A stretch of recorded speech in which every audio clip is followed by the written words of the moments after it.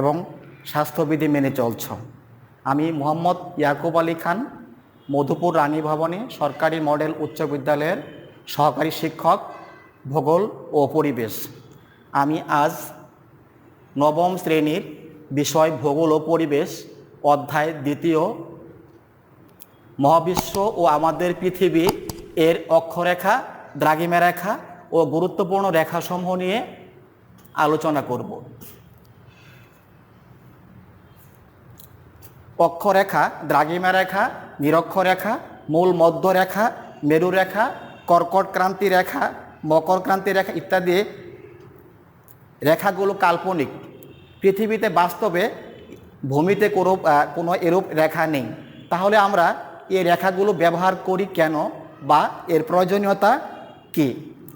আমি এই বিষয়টিকে বোঝাবার জন্য একটি গণিতের একটি উদাহরণ দিচ্ছি।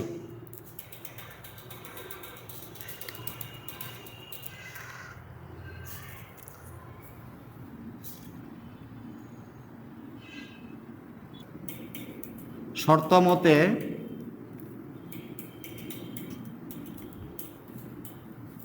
(5x + x = 30) বা 6x = 30 বা x =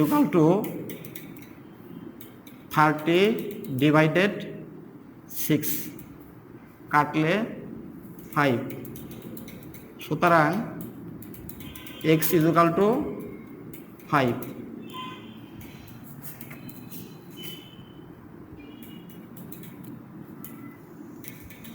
পুত্রের বয়স x বছর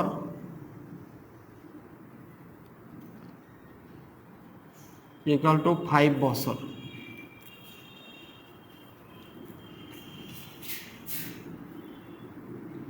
পিতার বয়স 5x বছর = 5 × 5 বছর = 25 বছর।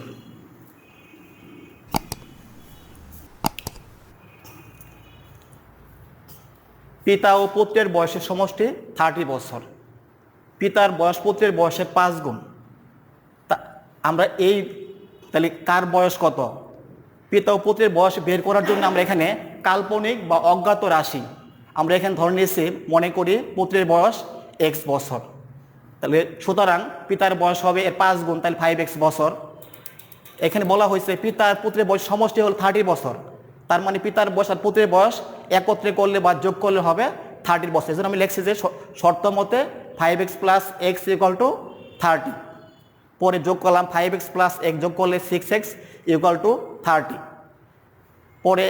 পরে নিয়ম অনুসারে বর্ণমালা বাম পাশ থাকবে এবং সংখ্যা ডান পাশে চলে যাবে। আর এখানে যেহেতু সম্পর্ক ছিল গুণের, এই জন্যে এক পাশ থেকে আরেক পাশে চলে গেলে এটা প্লাস থাকলে মাইনাস, মাইনাস থাকলে প্লাস, ইন্টু থাকলে ডিভাইডেড থাকলে ইন্টু হয়। এই জন্য এ পাশে আসে ভাগ হিসাবে ব্যবহৃত হয়েছে এবং ভাগ কাটলে 5, রেজাল্ট হয়েছে 5। তাহলে পুত্রের বয়স x বছর = 5 বছর, পিতার বয়স 5x বছর = এই 5 হলো 5 আর x এর মান হচ্ছে 5 × 5 = 25 বছর। তাহলে আমরা এখানে পিতার বয়স পেলাম 25 বছর এবং পুত্রের বয়স পেলাম 5 বছর। আমরা এখানে কাল্পনিক বা অজ্ঞাত রাশির মাধ্যমে পিতা ও পুত্রের বয়স বের করতে পারি। তেমনি আমরা কাল্পনিক রেখার মাধ্যমে পৃথিবীর কোনো স্থানের সময় ও অবস্থা কাল্পনিক রেখার মাধ্যমে পৃথিবীর কোনো স্থানের সময় ও অবস্থান জানতে পারি। দ্রাঘিমা রেখার অবস্থান থেকে কোনো স্থানের আমরা সময় জানতে পারি এবং অক্ষরেখার অবস্থান থেকে মূল মধ্যরেখা থেকে পূর্বে নাকি পশ্চিমে অবস্থান অথবা নিরক্ষরেখা থেকে ওই স্থানটি উত্তরে নাকি দক্ষিণে তা আমরা জানতে পারি। এই রেখাটি হচ্ছে অক্ষ বা মেরুরেখা। তাহলে আমরা বলতে পারি অক্ষ বা মেরুরেখা বলতে আমরা কি বুঝি? পৃথিবীর গোলাকৃতি কেন্দ্র দিয়ে উত্তর দক্ষিণে কল্পিত রেখাকে অক্ষ বা মেরুরেখা বলে। এই অক্ষের উত্তর প্রান্ত বিন্দুকে উত্তর মেরু বা সুমেরু বলে।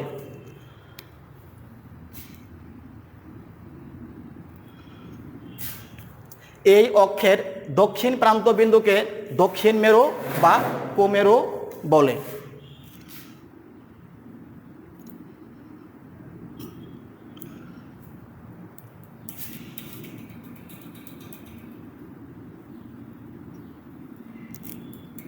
এখন যে রেখাটি আমি অঙ্কন করলাম এটি হচ্ছে নিরক্ষরেখা।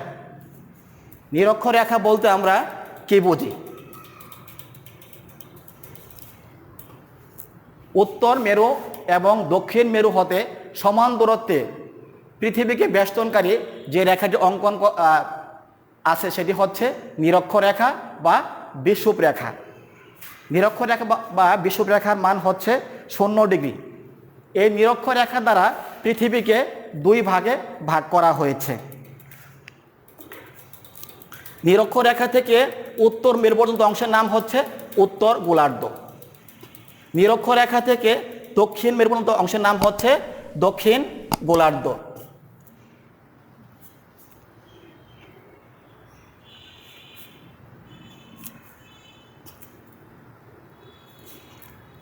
নিরক্ষরেখা থেকে উত্তরে বা দক্ষিণে কোনো স্থানের কৌণিক অবস্থানকে বলা হয় অক্ষাংশ। নিরক্ষরেখা থেকে উত্তরে কোনো স্থানের অবস্থানকে বলা হয় উত্তর অক্ষাংশ এবং নিরক্ষরেখা থেকে দক্ষিণে কোনো স্থানের অবস্থানকে বলা হয় দক্ষিণ অক্ষাংশ। পৃথিবী গোলাকার আকৃতির জন্য নিরক্ষরেখাও বৃত্তাকার। এই জন্যে নিরক্ষরেখাকে বলা হয় নিরক্ষবৃত্ত বলে। আবার নিরক্ষরেখা সবচেয়ে বড়, এই জন্য এর আরেক নাম দেওয়া হয়েছে মহাবৃত্ত বা গুরুবৃত্ত।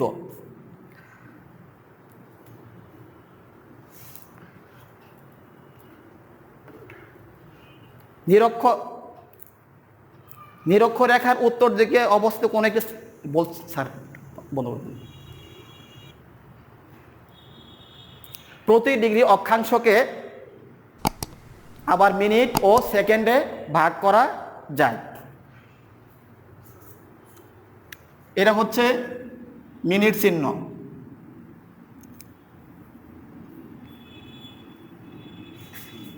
এটা হচ্ছে সেকেন্ড চিহ্ন।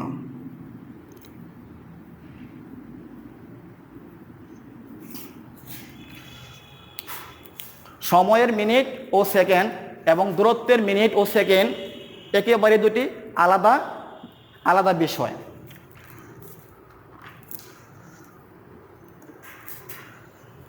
এই রেখাগুলো, এখন যে রেখাগুলো আমি আঁকাচ্ছি এই রেখাগুলো হচ্ছে অক্ষরেখা বা সমাক্ষ রেখা।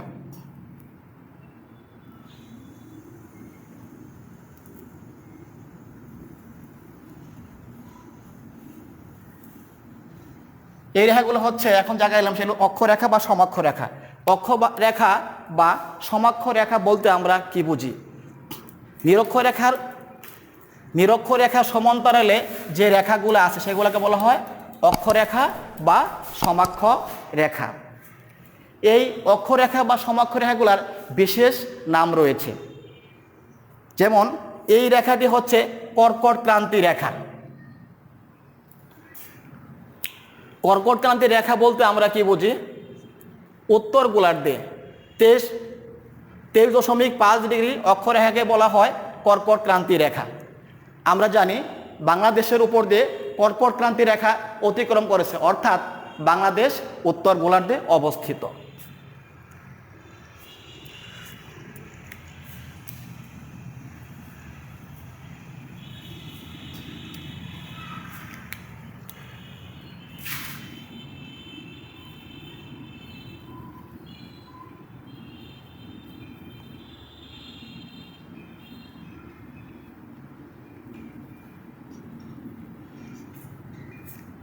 এখন যে দেখাইলাম এই রেখার নাম হচ্ছে মকর ক্রান্তি রেখা। মকর ক্রান্তি রেখা বলতে আমরা কি বুঝি? দক্ষিণ গোলার্ধে 23.5 ডিগ্রি অক্ষরেখাকে বলা হয় মকর ক্রান্তি রেখা। আর এই রেখাটা হচ্ছে সমমেরুবৃত্ত।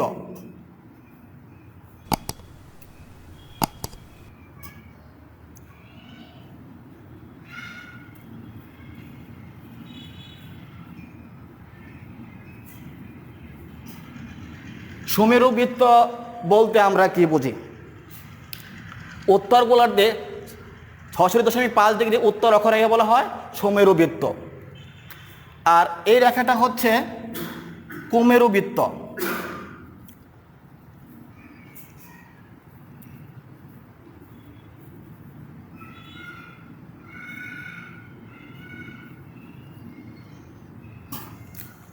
কুমেরুবৃত্ত বলতে আমরা কি বুঝি?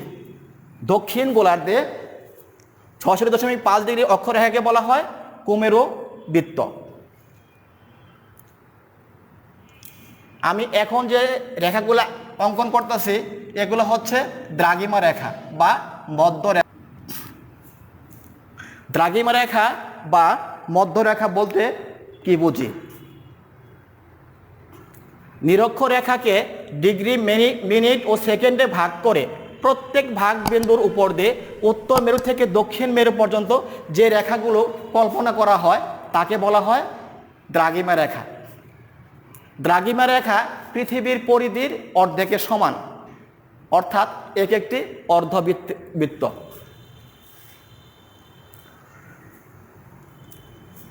মূল মধ্যরেখা যুক্তরাজ্যের লন্ডন শহরের কাছে গ্রিনিচ মান মন্দিরের উপর দিয়ে যে রেখাটি উত্তর মেরু থেকে দক্ষিণ মেরু পর্যন্ত কল্পনা করা হয় তাকেই বলা হয় মূল মধ্যরেখা। মূল মধ্যরেখার মান হচ্ছে 0 ডিগ্রি। যে এই যে রেখাটি, এই রেখাটি হচ্ছে মূল মধ্যরেখা, এর মান হচ্ছে 0 ডিগ্রি। প্রিয় শিক্ষার্থী, আশা করি তোমরা ক্লাসটি ঠিকমতো বুঝতে পেরেছ। তাহলে তোমাদের জন্য বাড়ির কাজ থাকলো। আশা করি তোমরা ক্লাসটি ভালোভাবে বুঝতে পেরেছ এবং তোমাদের যে বাড়ির কাজটি দেওয়া হলো তোমরা বাড়ির কাজটি শিখবা। ভালো থাকো, স্বাস্থ্যবিধি মেনে চলো। ধন্যবাদ।